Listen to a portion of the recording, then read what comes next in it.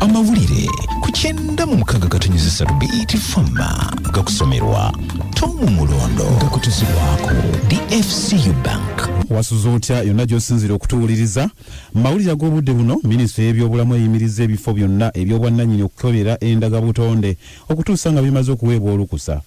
Minisita w'ebyobulamu Dr. Jenruth Acheng era alaze ebifo bibiri byokka ebikkirizibwa okukebera D.N.A mu kiseera kino era nga muno mulimu laboratory eya gavumenti esangibwa e Butabika awamu n'esangibwa e Nakasero. Ensonga za D.N.A ensangi zino zifuuse nnamulanda nga gavumenti erabye ebiri bito n'esalawo erambika obulwaliro ne zi laboratory era minisita Jenruth Acheng agamba nti kino bakikoze okutaasa abantu obutaferebwa abantu abeenonyeza ebyabwe abayinza n'okugaba zi alizaate enkyamu. Polisi mu Kampala eri mu kuyiga omukazi Kalitima agambibwa okusuula omwana we omuwere wa sabbiiti emu yokka gwe yasudde ku kasasiro mu bitundu eby'ennajeera wano mu Kampala.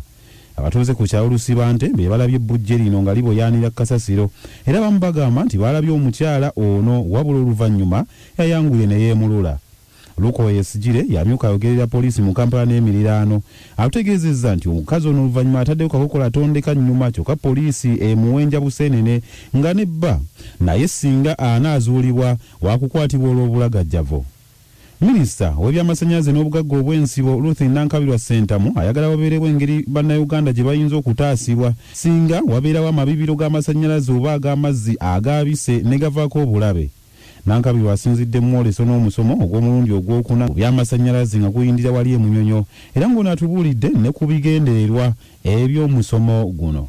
Buli kimu kiriikiriza kinne waakyo. Abakozesa amazzi bakozesa amasannyalaze okupampinga amazzi ago. Ekirala daamu zino nene bwebeera nga ntonotono nga yayabise abantu abagirinaanye bangi basobola okufa olw'amataba. Amabibiro g'amasannyalaze gano ge tukola mu mazzi tukola tutya okulaba nti gawangaala ne gataataaganyizibwa kubanga ekyo kiviirako okwabika ate abantu ne bakola ki ne bafa. N'ekirala Ekitongole ky'amakomera kisambazze amawulire agalaga nti omukulembeze w'ekibinja ky'abatujju ekya ADF Haji Jamiru Mukulu eyakwatibwa mbu yasangibwa ne maapu eyoleka amakago bwa pulezidenti mu kkomera gy'ali ng'akiraga nga bwe yali asinziira eno okutegeka obulumbaganyi.